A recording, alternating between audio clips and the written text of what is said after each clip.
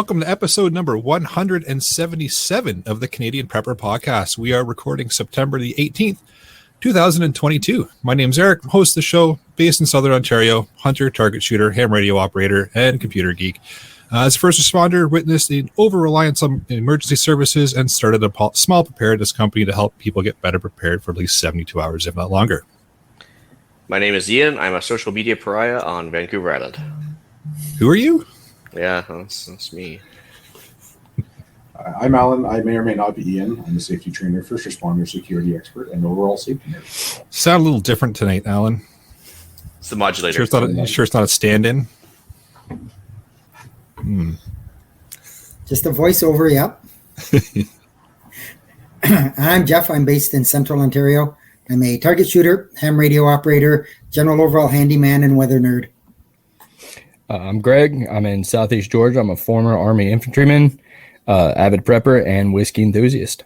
Hey, what's going on, everybody? I'm Josh. I live in the U.S., and I'm still in the Army Guard as a UH-60 crew chief. I started life as a Marine. Don't ever forget that. And I've been in about 14 years. Awesome. Well, if you want to help support the show and keep the Canadian Prepper Podcast on the air, you can buy some swag. We've got both the Canadian Prepper Podcast t-shirt and the tactical Velcro patch available at prepperpodcast.ca.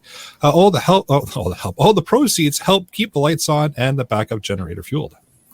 All right, if you're enjoying the show, please take a few minutes and like us on Facebook and submit a review on iTunes. Also, we want your feedback, good or bad, or if there's just a topic you want us to cover. You can email us at feedback@prepperpodcast.ca.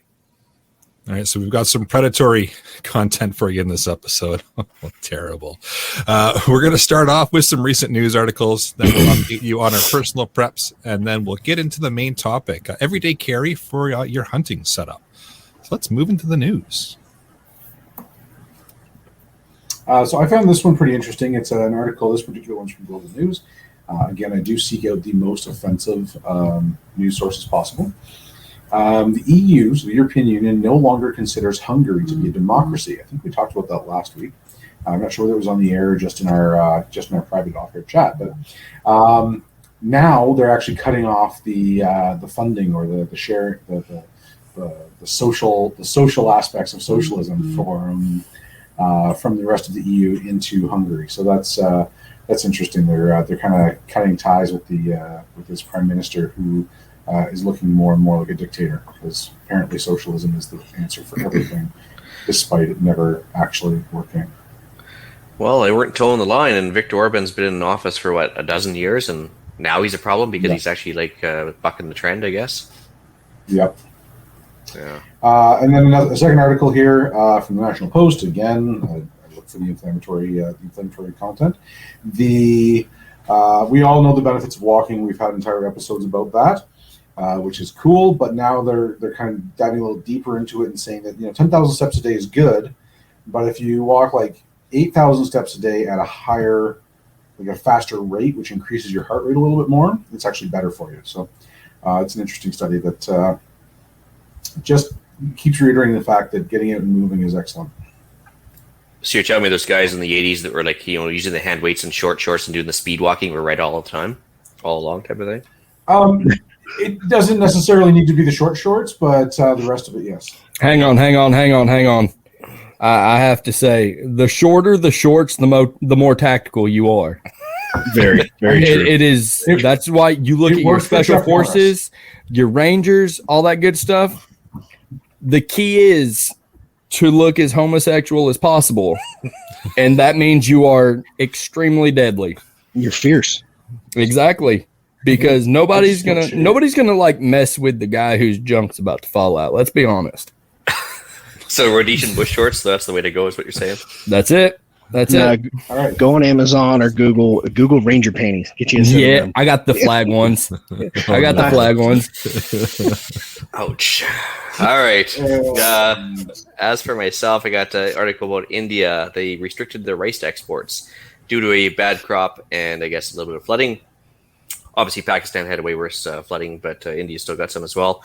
They export rice to 150 countries and provide, I think it's a third of the world's rice supply, and they just halted all rice exports. So put that in your back pocket. it's harvest time. Or your Mylar bag or wherever. Yep. Or a Mylar bag or some sort of storage unit anyway. And of course, we've been harping about this for 3 years now, that economic downturns are coming. But it's bad when the JP Morgan CEO comes out and says we're about to experience something worse than a recession. I'm like, I guess he doesn't want to drop the D word, and not the dirty D word. I'm saying like the depression word. But anyway, so there's a Fortune article here. It says, Jamie Dimon's actually kind of concerned. So it's gone mainstream. Is it depression or is it oppression? Well, Yes. potato, a little column A, a little column B. Yeah. One leads to the other. Yeah, exactly. Potato, French fry, it's all the same. It's freaking price. Yeah. That's all I got. Well, I've got a couple Appreciate your kind of good news. relating. Oh, sorry. He was just chirping. That's all. Nothing important. Okay. Kind of relating to my weather nerdness.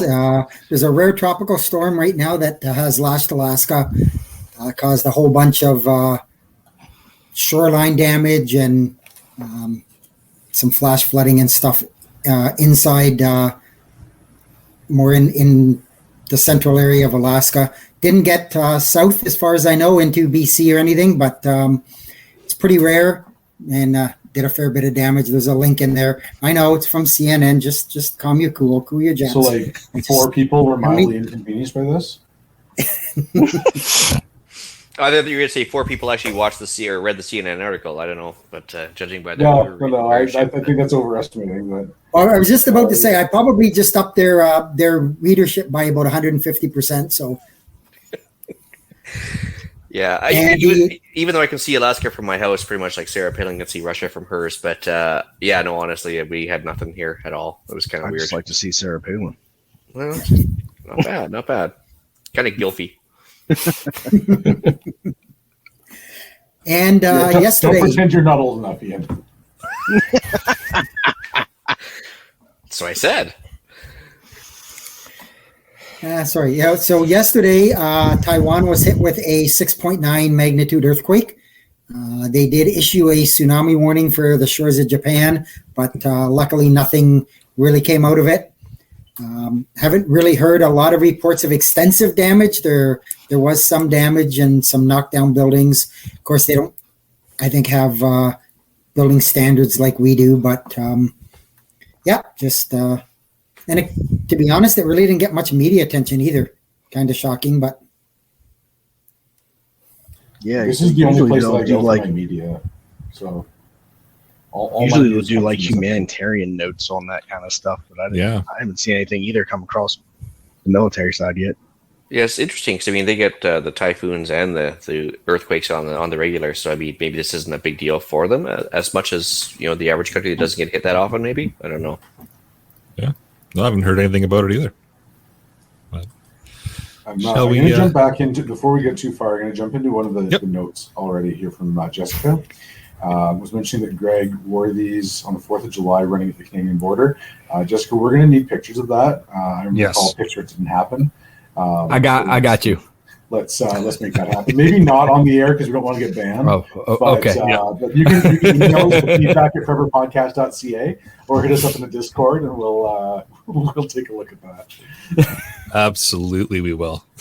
All right, let's move into what we've done lately for preps. So I finally got back to doing some work on my Faraday box.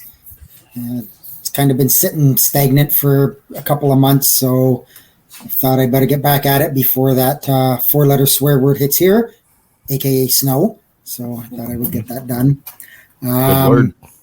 Yeah, I helped a fellow coworker finish getting some of her firewood in for the season. She had to have surgery on her wrist, so she's kind of laid up. And I did a quick chimney inspection prior to lighting my fire for the first time. I haven't, but just do a quick inspection, make sure there's been no damage over the summer, like it wasn't hit by a tree branch or some other damage. So that's about it for me. Oh, very nice. For myself, I know this is going to be shocking. It's ham radio related. So just so everybody's forewarned. Got my mobile HF setup dialed in a lot nicer than it was. Had a couple of microphones for my mobile rigs modified by a ham operator in the States that actually specializes in modifying the hand mics for the specific model that I've got, which is the Zygu 6100 and the 5105. Got them back. Way better audio. It's working fantastic now. So they're kind of my main go-to portable systems. If I do have to go somewhere, they usually come along. So it's nice to get them all dialed in. I goofed around with my base station here at the house and got the audio all set up to actually come through the boom mic here that you see on the screen that I use for podcasting. So now I can transmit with this microphone. So it's kind of nice. I don't have to push anything or do anything to make it transmit. So it's nice little change. I've been trying to get that work for quite a while and finally got her to work. Quick update or upgrade on the HF rig here as well. So a little audio recording chip in there so I can record things and play them back automatically on loop if I want for reasons. And then cleaned out the truck, getting it all ready for that four-letter swear word snow that's coming. It's coming quick. So she's all cleaned out and getting her ready to go for the winter. We get a lot of that here in Georgia. Yeah, so where's the ban button? Greg, just okay. But hold on, I think he came out just to try to get kicked off. maybe. It's question really is- about goals in life. We at haven't this worked point. out the code phrases for the HF yet, so you can't even like pre-record your chairs against the wall loop, to send out because we don't know what it means yet. We have to Well, maybe I'll just loop chairs against the wall over and over and over. And John has a long mustache, all that stuff. yeah, I could do that too. Yeah, Mm. yeah. Right now it just loops CQ. But Oh, I thought it was eventually- CGN. well, we were doing that, but it worked obviously, so I can erase that one now. Yeah, that's fair enough. Actually, if you did CQ over and over again, it'd probably be like a beaver with running water. Like you just probably drive some poor sad ham nuts because he'd keep on trying to respond to you. If you leave enough of a gap in between the recordings, they'd probably just go right off the deep end. Anyway, Yeah, it's true. as for myself, new project. there you go, life goals. So despite the fact that I've been gone for 4 weeks, something like that. Sorry, who are you? Exactly. I New have panelist, aren't you? Weeks. surprisingly Yeah, not a whole lot of preps done. Changing jobs at work. All CGN, huh? Yeah, not a single deal on CGN, not a single one. Like, wow. You've changed. Why are man. you even here? I Yeah. know. You didn't prep anything. You didn't do any CGN deals. Yeah, you I didn't know. split any firewood. Oh Why no! are you here? No! Don't get carried away now. So I did actually do some firewood splitting. As a matter of fact, I did that yesterday and today. So I yesterday was using the chop saw to do the 16-inch lengths for medium-sized logs and branches, and I managed to break the chop saw completely with metal fatigue, and it just literally flipped back up and kept on going and went right over the deep end there and kind of split in half. So tested to failure. And it's it was a 40-year-old chop saw, and I think I got it for $30, but yeah, it's gone now. So that was the last. It was really within a couple branches of being the last of the year. So the firewood has been split for next year already for this year. So I'm a year ahead of things, which is good. Finished a fuel rotation. See here, as you can see, I'm in a new location here for the camera. This is just the beginnings of a new office/reloading room. It is so new that the paint, I can't even put up anything up against the wall yet because the paint still has to cure. So did the closet today and everything. It's gonna be real awkward when your kid needs to move back in. No, it's gonna be great because they're gonna have to sleep out in one of the chicken coops or something. Speaking of which, we have to pour one out for the big black cock. Unfortunately, my black rooster died. So I read that really differently in the show notes. Yeah, it's amazing how that works. Yeah, so unfortunately, even though he was like the patriarch of the all the chickens and did his job really well, keeping away the hawks and everything else. He was with us for 7 years, but he finally moved on to the great big coop in the sky. So that was that. But yeah, so like I mentioned, changing jobs, which has kept me away from the show here, changing bases with the jobs, and moving my daughters to a second new apartment, meaning my alternate bug out location in Vancouver is set up now. Did a couple range trips, a little bit of camping with the girls, and pseudo range trips involved with that. Wild blackberries just finished up for the harvest. Did a hay run for the animals for the winter. Just finished winterizing the splitter and doing a Jenny run like an hour ago. Emptying out the two of the three chainsaws for the winter, just so that the carpet doesn't sit there with gas in it all winter. And last minute painting to keep my dreaded four-letter word away, which is rain and rust. So that's did you buy your hay, Ian, or did you harvest it yourself off your farm, or? Oh yeah, no, it's just a pile of rocks where I live, so there's no way we're getting hay off this. So right down the road, there's actually a guy who has a chicken farm and a hay farm, and yeah, we have a good deal going. I sold him a bunch of duck meat a little while ago, so we kind of worked up a relationship going. So I get a good deal on that, and then I just went down and picked up. Since we're down to like 10 or 2 alpacas, 10 bales will do us for the winter now, so it's pretty cheap. And because somebody had put it on the Discord about how actually cheap hay was. Out east, it was like $30 for a huge round bale.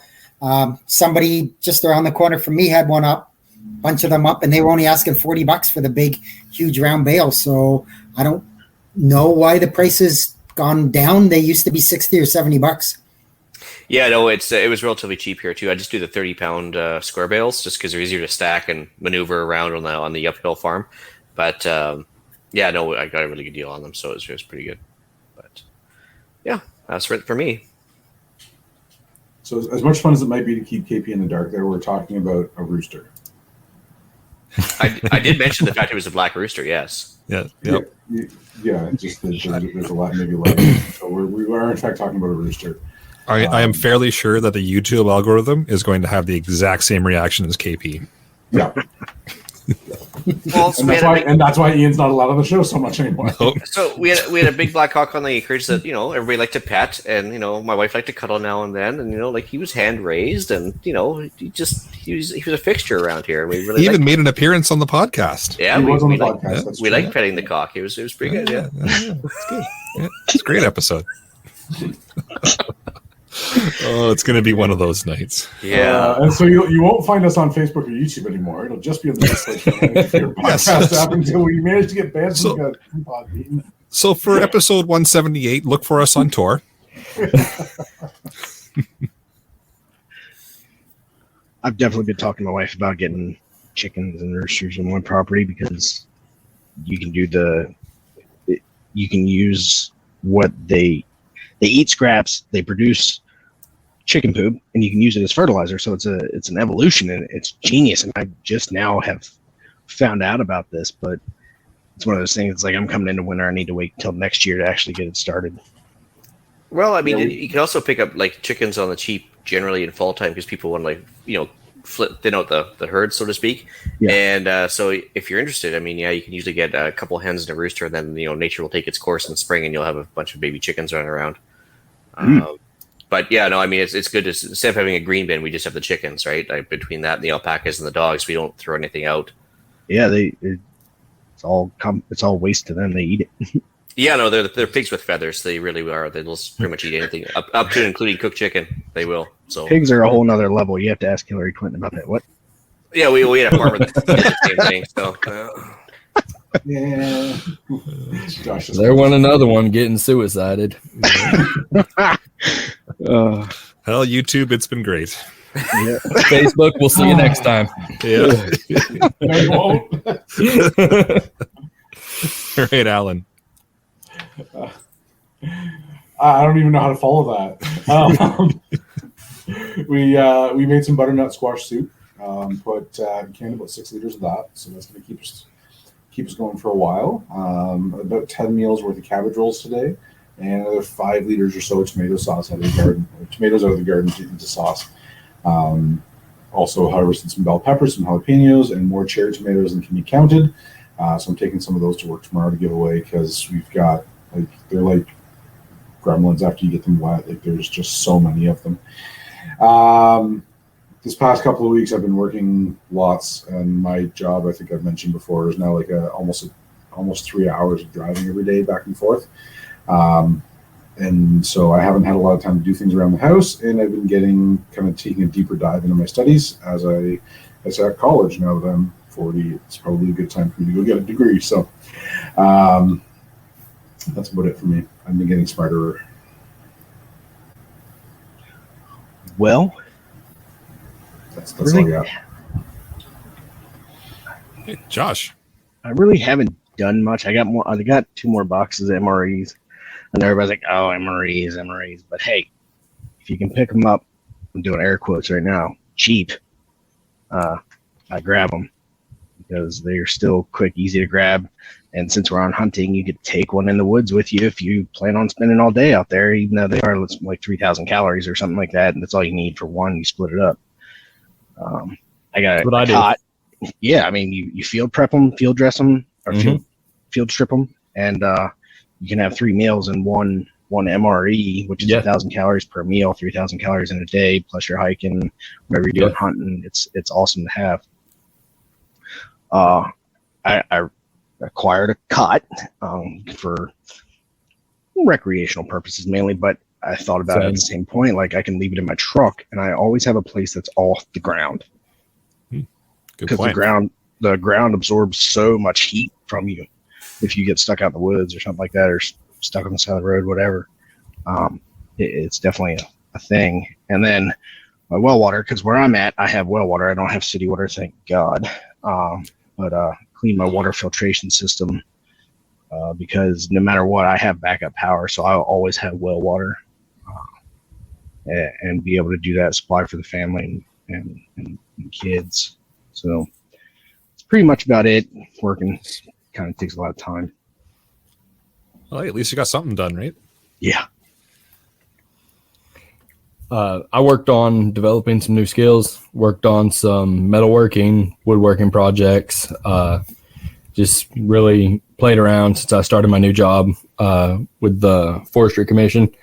So I've just been doing a whole lot of computer training, stuff like that. So it's just kind of been do what I can with the hours I'm given at this point. Got to address my buddy here in the comments. Not so green salad. Hey, Sally. He was in my unit. I heard that about you.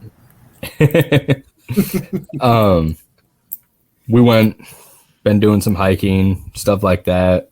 Did a little fat wood prep for a camping trip next weekend. So really just little things here and there for me right now.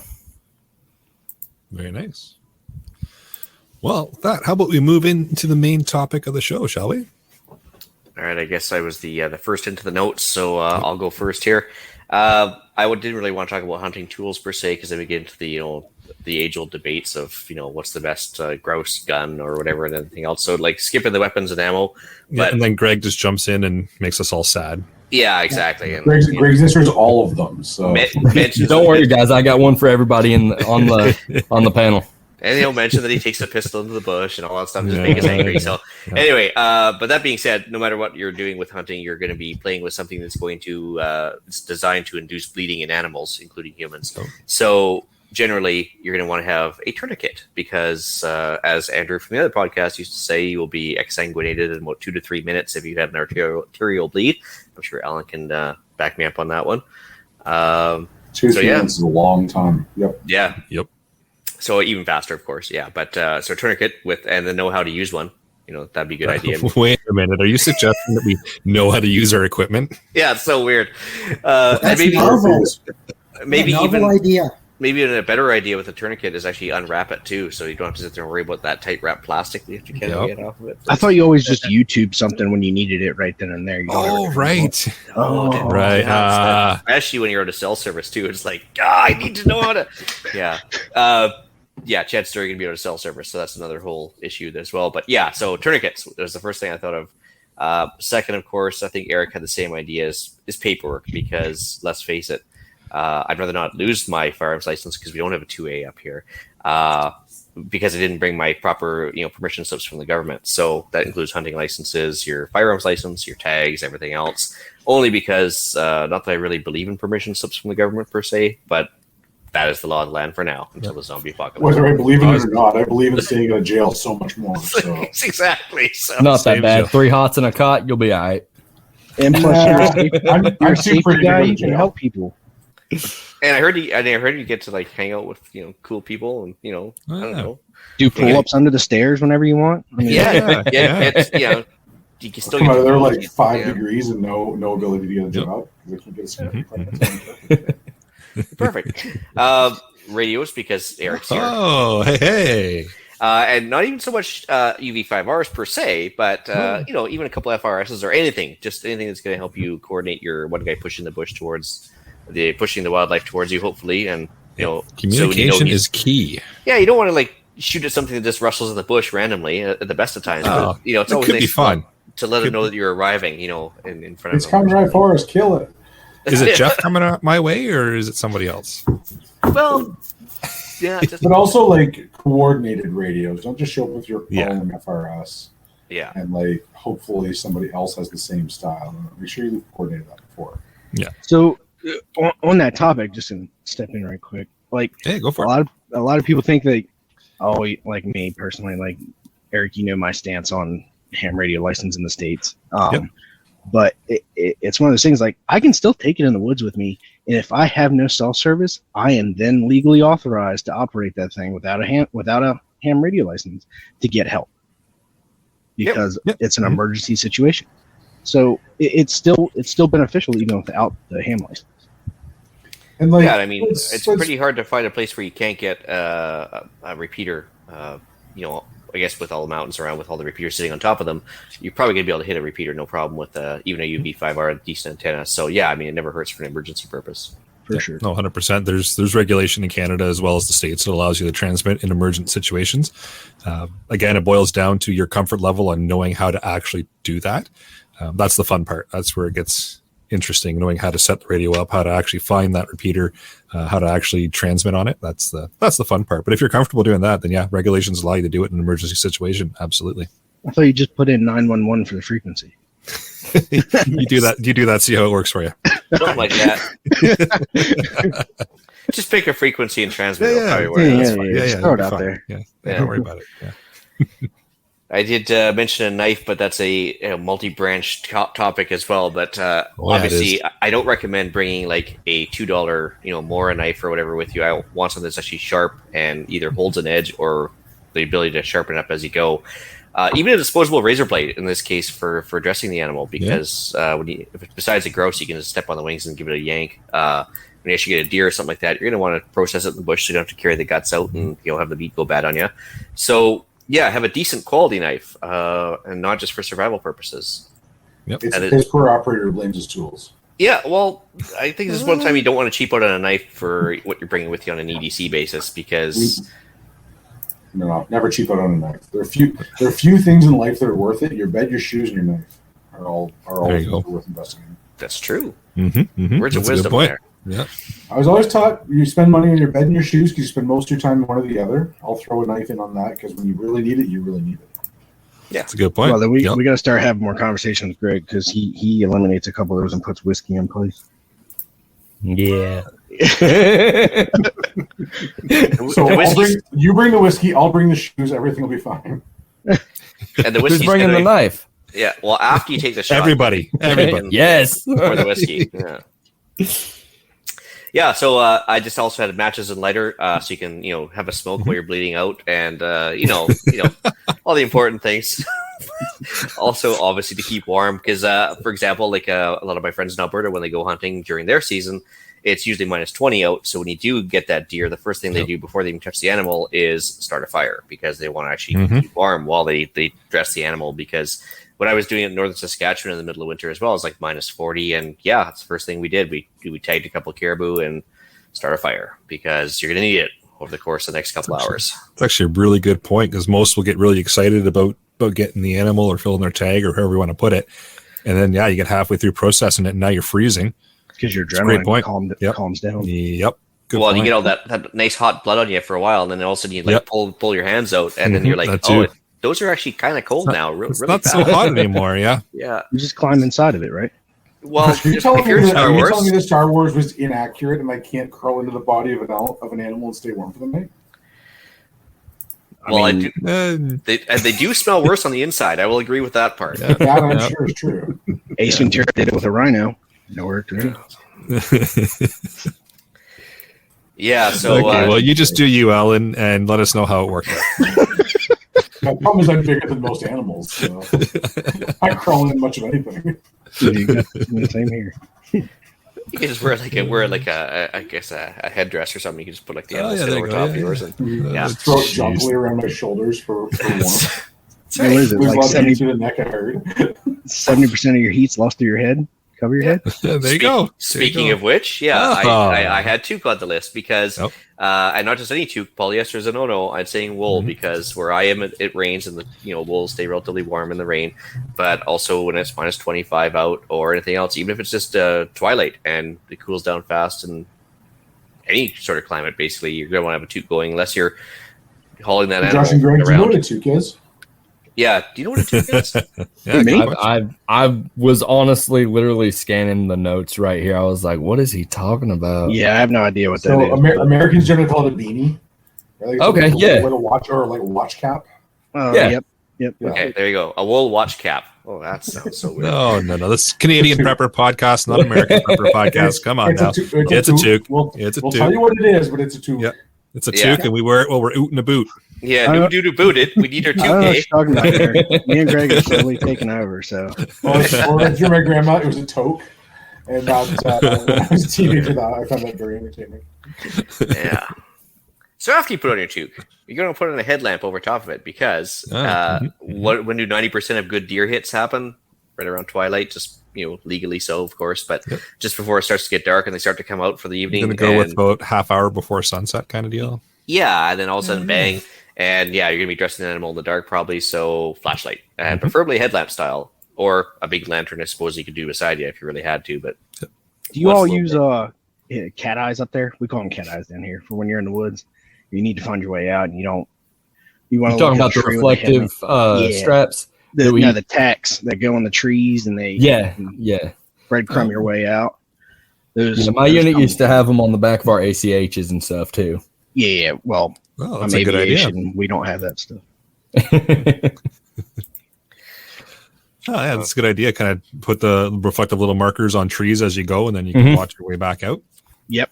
Yeah, because think about it. You're carrying an additional field-dressed animal of 150 plus pounds. If you shoot a good one, you're going to want to get out of there quick. Yeah, and not have to backtrack. Would be a good idea. Where I hunt with my buddies in the southern part of the province here, we do that during our scouting. We find that we put the tags on the trees in the fall, like before season, so that we don't have to remember to do it when it's 4 a.m. and we're hiking it in there and we're all hungover and trying to get into the stand before sunup. Nice. That's a really good idea. I like that idea.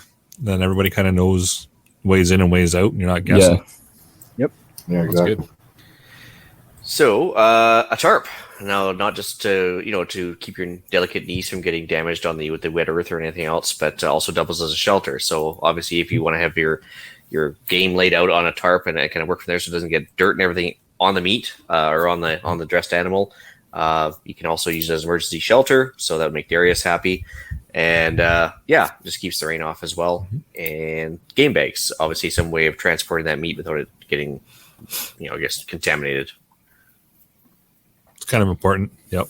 Yeah, was not much point in shooting if you want to unless you want to eat gravel with it. So afterwards for your delicate little hands, you got to make sure you got some sort of wipes. So you get your alcohol wipes or your paper towel, water, whatever. Don't throw water in the animal. Generally, it's gonna make things skanky, but. Water for your hands just to keep keep the blood off, so you don't look like you're a mass murderer when you come out of the bush. It's always a good idea. That's the fun part. Yeah, all the looks afterwards, it's like, what the heck? Yeah, so especially when you wipe your forehead when you're halfway through it or whatever. And the line at the gas station just got a whole lot shorter. It's just like what did someone said?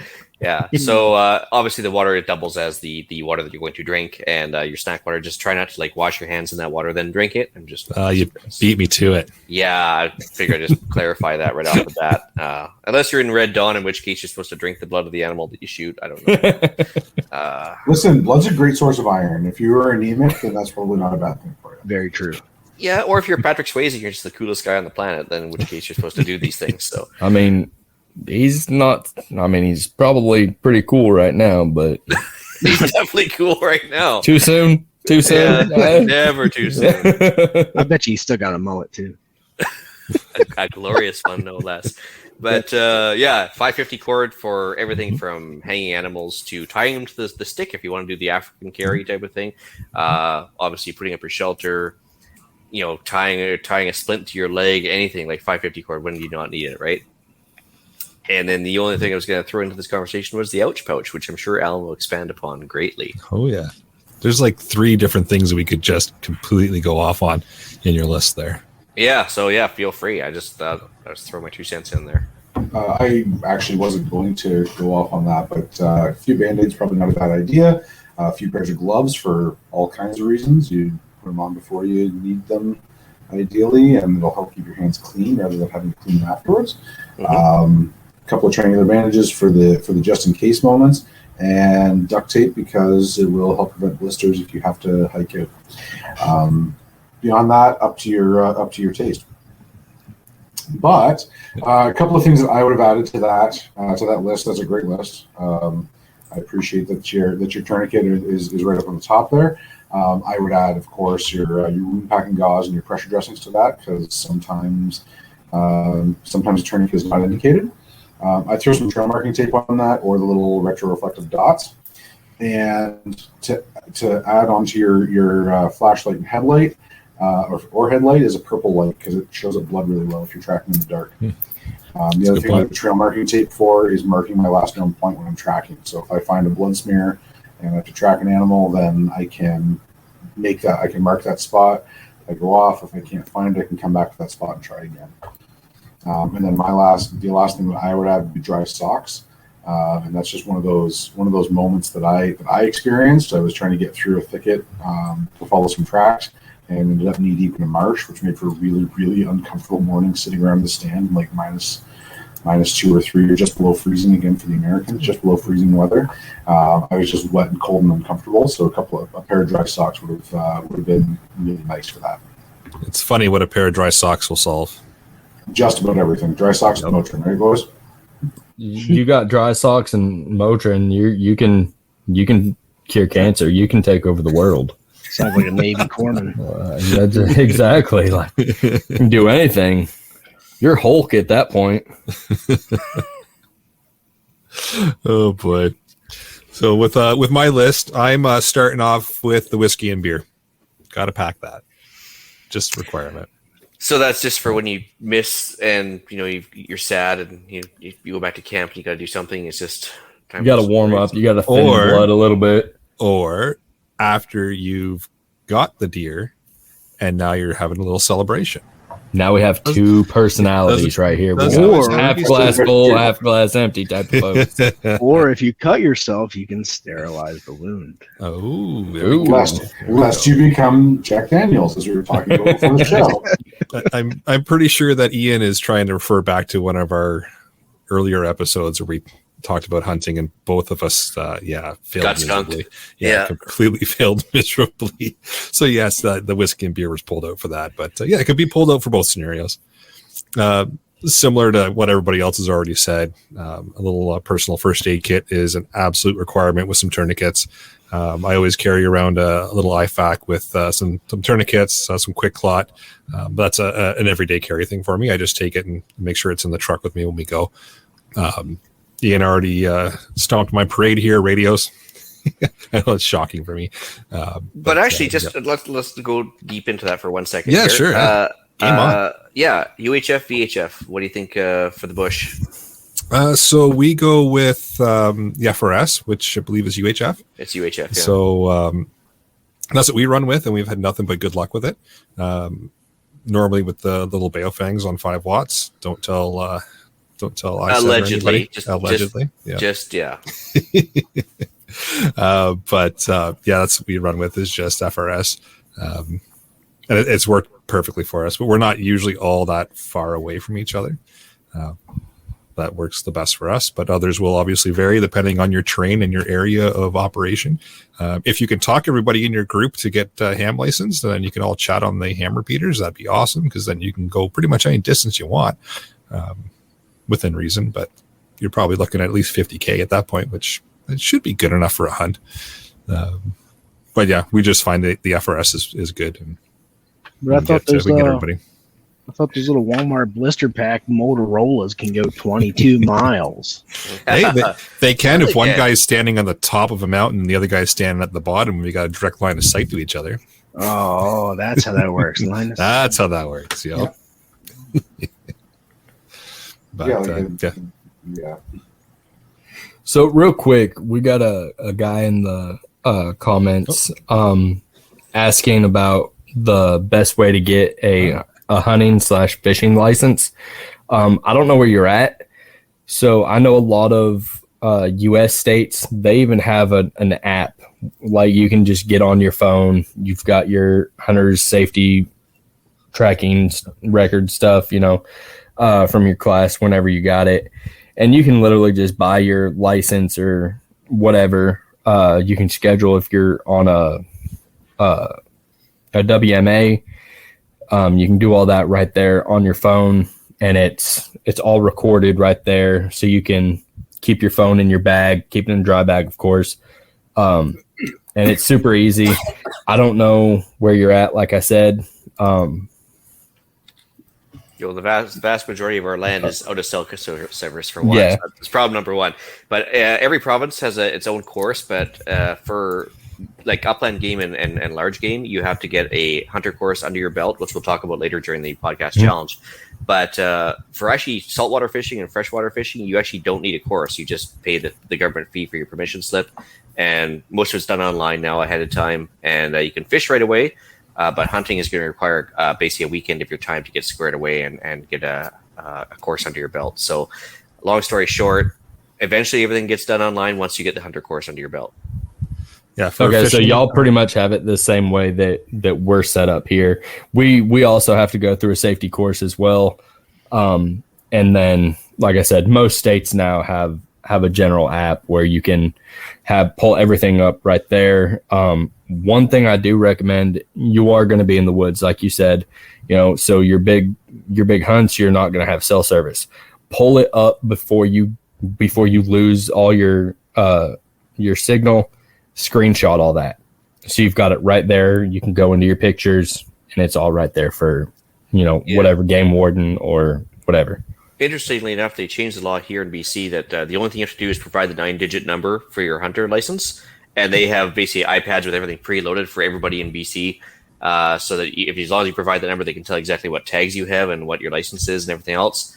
And so you don't have to produce a license or anything now. Not in the States. They have it on you because it also comes with your tags, and if you don't tag it where it dies, you get fined. No, we have tags as well, but generally it's like everything's associated with your hunter number anyway. So for like upland game, like grouse and stuff, there's no tags, of course. So just the larger stuff. And since Mark's mentioned here, he's in Ontario. I threw a link in the live chat here. It's huntandfishontario.com. That's where you can go and buy your fishing license. You can do it all online. Like we've already mentioned, there's no course or anything you have to go through for that. You just got to pay the fee, and they mail you your outdoors card with your license on there for fishing. And then it's the same setup for hunting, but you need to go through and do the safety course first. And then they'll add on the appropriate licenses and such to that card. But it all starts at huntandfishontario.com, where you apply for your outdoors card, and then you start going through the various processes. But fishing, you just pay the money. Hunting, you got to do the course first. Yeah, there is actually sub animals that are called Schedule B animals here in my province anyway, that basically you don't need a hunting license to hunt because they're considered invasive or pests, and in which case you can basically just go free for all on them. Which is kind of interesting. Like everything from crows to European rabbits to a bunch of this stuff is like, yeah, if you can tag them, go for it. But yeah, it just depends on the animal type. Yeah. So long story short of it, check your regulations for your various province, or if you're in the States, your various states, because of course they're all different for depending on where you're located, just to make things interesting. Yep. Next up on my list, because we've kind of beaten licenses to death, because that was next up after radios, but a good pair of boots. I don't think anybody's mentioned that yet, but a good pair of boots that's going to kind of get you around and keep you warm, because you don't want to be wearing your ratty running shoes with a bunch of holes in them. They're going to fall apart quick, and you're going to be hurting. So, well, I'll mention that Ellen mentioned that pre-show, I think, just about the having the good boots. But that's one thing I forgot to mention about what I did for preps. I picked up those 2 pairs of surplus Gore-Tex boots. And specifically for the rain season, because of that, you want to have those dry feet so you don't have to sit there and be miserable all day long. But I mean, if you can splurge, just get something that's either, waterproof, heavily water resistant, dub and dup, whatever, like some way to keep it your feet dry. That's huge, right? And wear them in before you go hunting. Don't wear them in on the hunt. Great idea. Yeah. Yeah. Do a couple.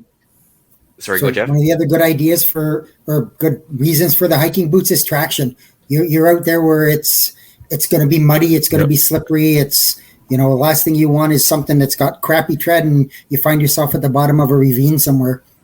Yep. Well, or like Alan was mentioning with the duct tape, like to discover that it gives you a blister on the upper right side of your right foot.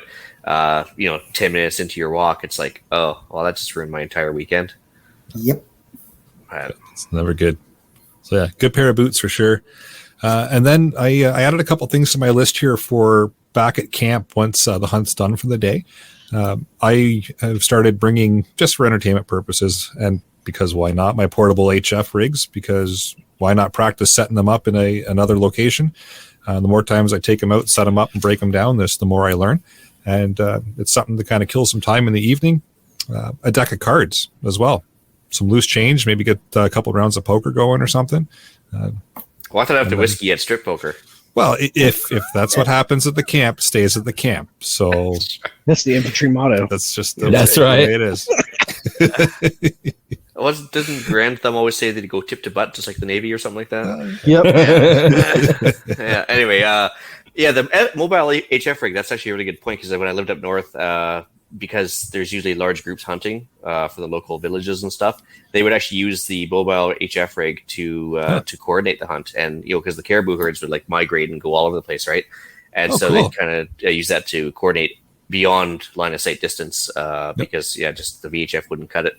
And it was interesting to see. Like I'd never actually. I think it's probably my first introduction to real HF usage.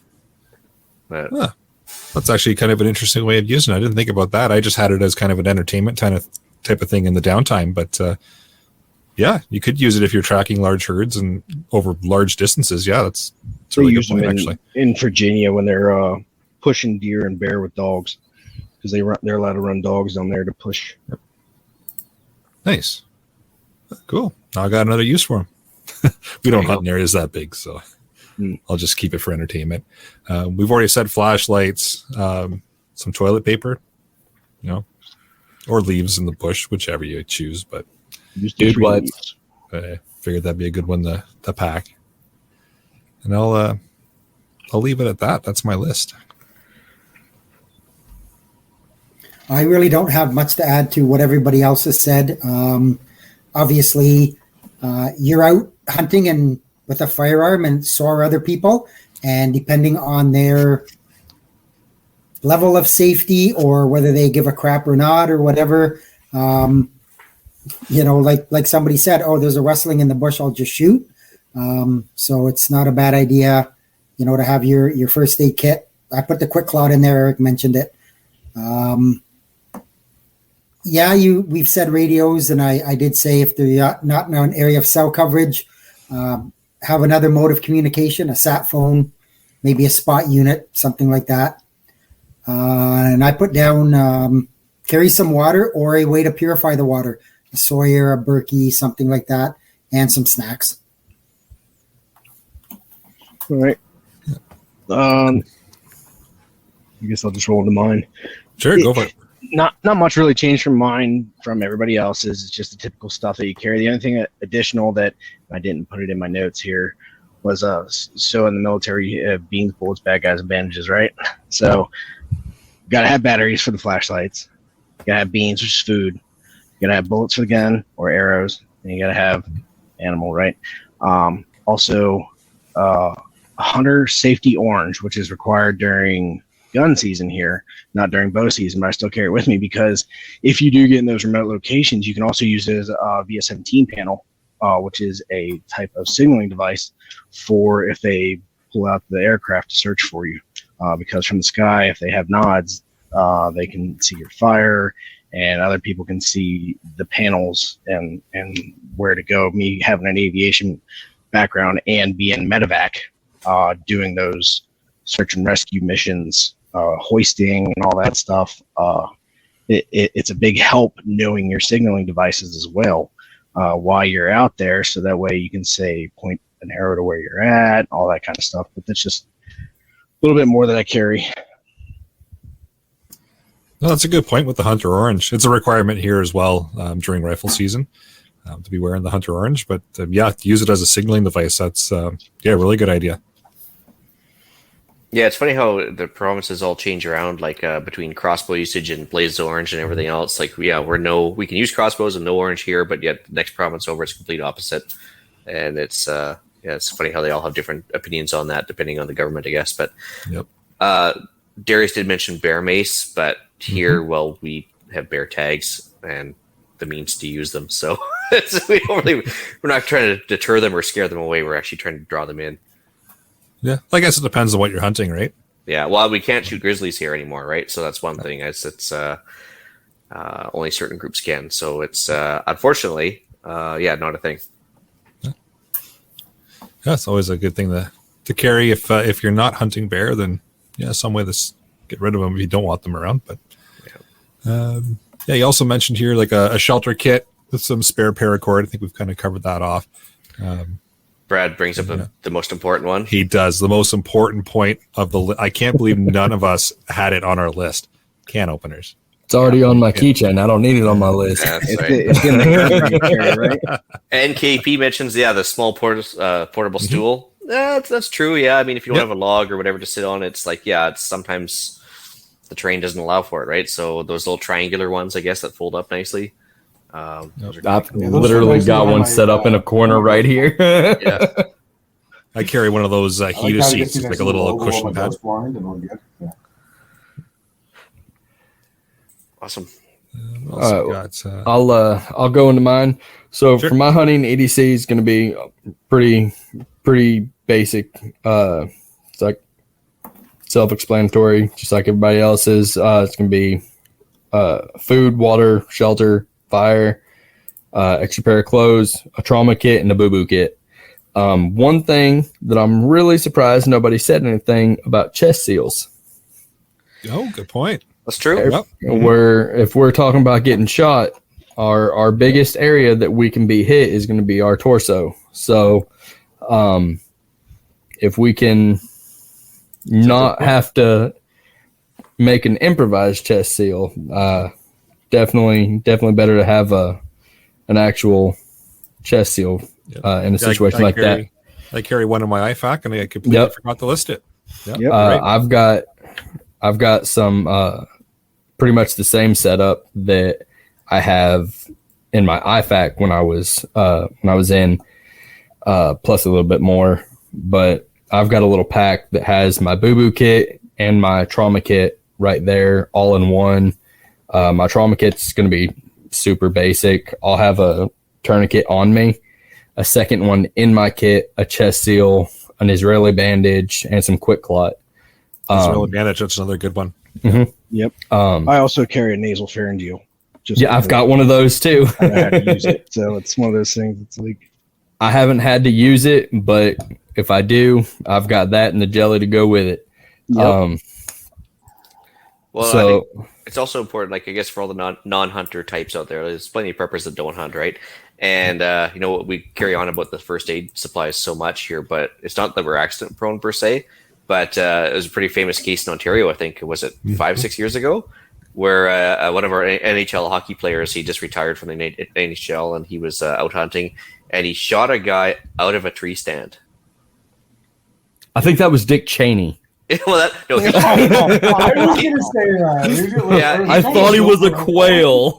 He shot him in the face with a shotgun. That's like completely different. This guy from like a couple hundred yards away shot a guy out of a tree stand because he thought it was a deer. And it was like, oh boy. And so, like, you never know what's coming out of the blue, right? Like, wow. And I've never seen a flying deer. Yeah, but I think he actually killed the guy too, which I'm pretty sure. And so I was like, oh my lordy! But yeah, it was interesting. You never know what's going to happen out there. Yeah. We don't always pack our first aid stuff because of the people we're going out with. It's the people we're going out hunting not with. Yeah. Well, yeah, the adjacent hunters, like, because you never know. I've seen some yahoos on some of these smaller islands too that I was out hunting on, and I was like, wherever they are, we were going to the opposite side of the island. Yeah. Yeah, they basically had a door gunner for their truck, and I was like, oh boy. Yikes! Those are some aggressive deer. Yeah, exactly. I do want to touch base on a couple things I said. Like, if you'll notice, I put, a shelter kit, fire kit, water kit.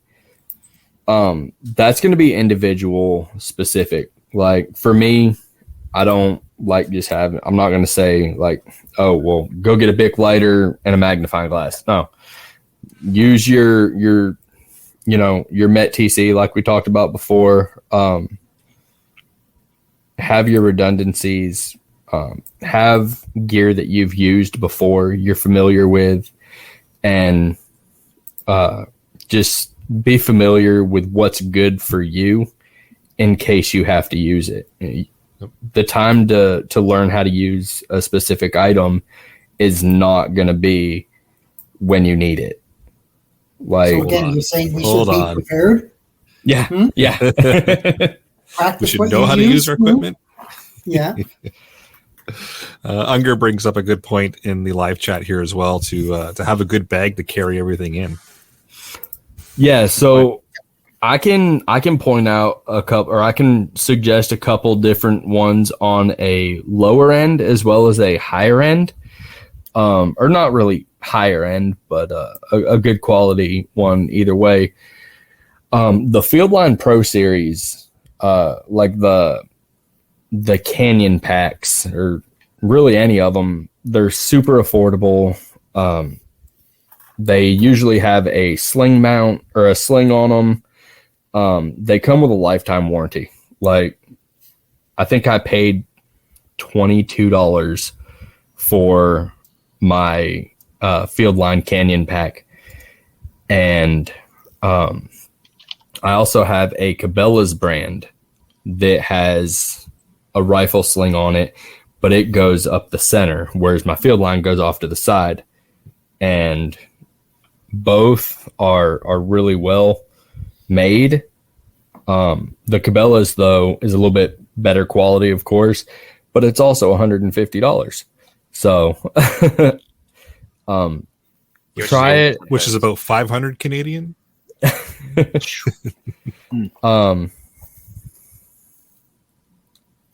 Rock and Ryan Olson's got a good point in the live chat here about a compass might be a good idea. Yeah, I don't think any of us mentioned that. Well, Terry mentioned it as well Good- there. And then good Terry point, got yeah. in there right after. Yep.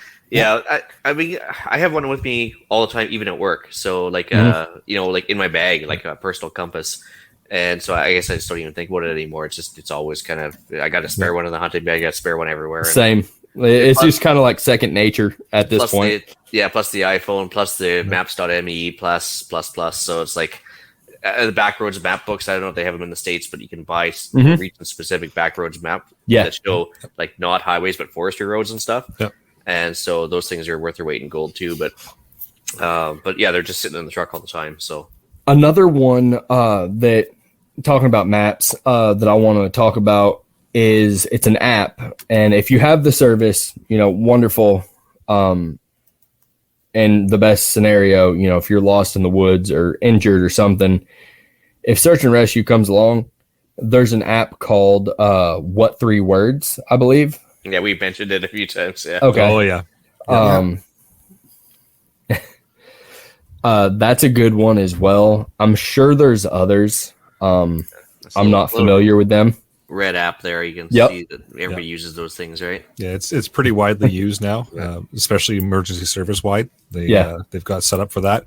And do you want to run through what it is, Greg? Or Yeah. So pretty much what it is, it's just a GPS, and what it does is once you basically you call for help, they'll have you pull up your What 3 Words, and basically you're given these 3 words.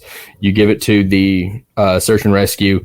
They put it in, and it syncs your phones so that your search and rescue or your emergency response, whatever, has a direct line to you. It's gonna, if you pass out, you can't talk to them, you can't, kind of tell them what you're by. If you can at least get that much, again, those 3 words can be everything that, or from just helping you out of the woods to saving your life, Yep. But again, it just creates a GPS, pretty much a walking app directly to you through the woods. So what's happened is they've go ahead, Jeff. Oh, sorry. Yeah, it basically breaks down the world into 3 meter squares. So, I mean, if you've got it, I wasn't aware that it syncs to the dispatch. I mean, you put in where you are, it'll pop up on the blue dot. You hit it, it'll give you the 3 words. You tell the dispatch your 3 words. They've got the computer program. They type in the 3 words, and they've got your exact location. Like I said, within a 3 meter square. So it's shockingly accurate too. Yeah. So each of those 3 by 3 meter squares gets 3 words assigned to it, and that covers the entire world. And then the database knows what 3 words are in that square, and then it geolocates to that square, and they know exactly where you are. And that's why it's a really neat setup. Yeah, and that's why we harp on people who are lost. Once we've made contact with you, stay put. We know where you are. Mm-hmm. Mm-hmm. You've given us your 3 words. If you wander off, and if your 3 words have changed, they don't know where you are now. Yeah. Hopefully they're not following a blood trail at that point. Hopefully not. No, but yeah, good app to have. There's all kinds of different things you can have for being found, but that's a fantastic resource. So yeah, be familiar with that, and yeah, with the, like Terry had mentioned there, have a map with you. Rock and Ryan Olson mentioned have a compass, and Terry mentioned it as well. Great things to have, and have an exit strategy if things go bad. So if they don't. A couple more things that I wanted to touch on. So if you're, it was Josh that talked about the cat eyes. Yep. So every so many cat eyes, another thing you could do, depending on how far in, of course, you're going. If you're going, 20 miles in, that's a hell of a haul. But every few cat eyes, crack a chem light, hang it up. Those things are going to be, those, depending on which one. I think it's the white ones last about 8 hours. The green ones last about 12. So if you're at that point, you can at least see your way, out. That's a good point too. So, and if nothing else, you can see, every so many, like you can see ahead. Yep.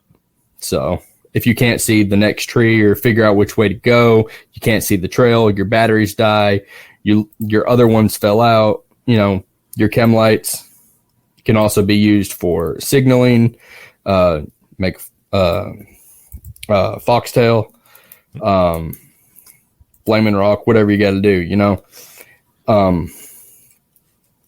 but yeah, good point. So I like it. Mm-hmm. Anybody on the panel have anything else to add to the list or anything that we've forgotten? Don't think so. No.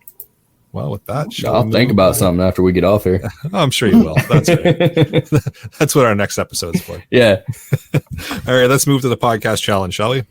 All right, for the podcast challenge this week, I mean, like I mentioned before, not every prepper is a hunter, and vice versa. So it might be worth your while just to complete the provincial hunter education course in your local area, even if you're not planning to hunt. And the reason being is that it works for us in the fact that it might strengthen the case for gun ownership by the pumping up the hunter numbers a bit. Also aids in your own personal wildlife knowledge because it talks about everything from carrying capacity to where to find animals and animal recognition and so on and so on. And chances are you're probably gonna meet people that are like-minded. So I think it's worth your time, even if you have no intention to hunt, just to go ahead and take the course. Yeah, it's another way to kind of learn something different. And yeah, like Ian said, even if you don't plan on going out and hunting anything, you learn a whole lot about how things work and where certain animals will be and how to find them. And yeah, it's worthwhile to go and yeah, you'll definitely run into some like-minded individuals as well. It's a good idea. Upcoming events. I have a question. Did anybody actually go to TACOM last week? Nope. Not me. Nope. No, I think Andrew and the guys from the other CPP were there, but I don't think any of us did. So, Nope. Interesting. And then Alan's got in here first responder and EMR level first aid in London starting October the 8th for either 4 or 9 days, depending on your level. Register at pulsepointcanada.com. Alan may or may not be making an appearance. It depends on whether or not he identifies as Ian or Alan on those days. So I showed up and he immediately left. That was so weird. That is interesting, isn't it? Yeah. Birds aren't real. All right, Jeff, you got a weather blurb? Yeah, I got a couple things going on right now. Even though the hurricane season has been fairly non-existent, there is one good hurricane going on right now, Fiona, and it made a direct hit on Puerto Rico. Last word is the whole island is without power. I mean, they have a pretty fragile grid to begin with, and it's not uncommon to have power outages there, but to have the whole island completely go dark is a little out of the ordinary, shall we say. The government claims that they have enough food rations to feed 200,000 people 3 meals a day for 20 days. The problem is the population's 1.4 million.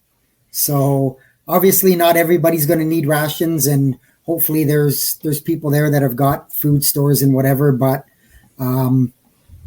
if it's really, really bad, they're going to be feeding more than 20,000 or 200,000 people.